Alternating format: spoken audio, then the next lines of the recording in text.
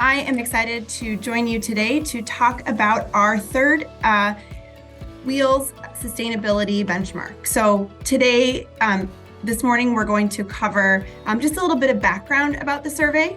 I am going to drill in on what we see that's changing, talk about some emerging trends and best practices, and finally share some projections about what we think might be coming next. I do just want to stop for a second and, in this brief session this morning, I'm not going to have a chance to cover all the great insights that are available in the benchmark. I would strongly recommend that you download the full guide and take a look. It is jam-packed with great content, a lot of real-world support on the topics, and you don't want to miss a chance to actually dive in deep. But for this morning, let's get started and just kind of cover some of the background of the folks who responded.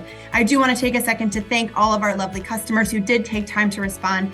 The information we're able to gather is so valuable. We really appreciate you taking the time to do that. So, all right, let's talk a little bit about the respondents. So you can see in terms of who responded, while the majority were folks who are fleet professionals, there were other kinds of roles that responded to share their feedback in the survey.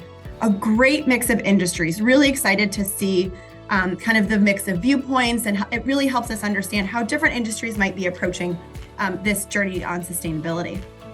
We ask about the size of the fleet that the person manages, and you can see that while most are on the 1,000 or more, there is a good mix of small to mid-range fleets, which again just helps us understand kind of what their motivations are or what some of the challenges might be that they face.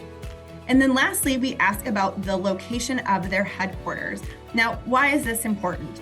We know where most of our clients are headquartered, but why we want to know this is because knowing where that company is headquartered helps us understand how the rest of the organization might be viewing sustainability. So for example, if your headquarters is in Denmark, where 40% of new vehicle sales were plug-in vehicles in 2022, you're going to have a different perspective on some of the challenges and how this can be done, maybe versus a company who's headquartered here in the US.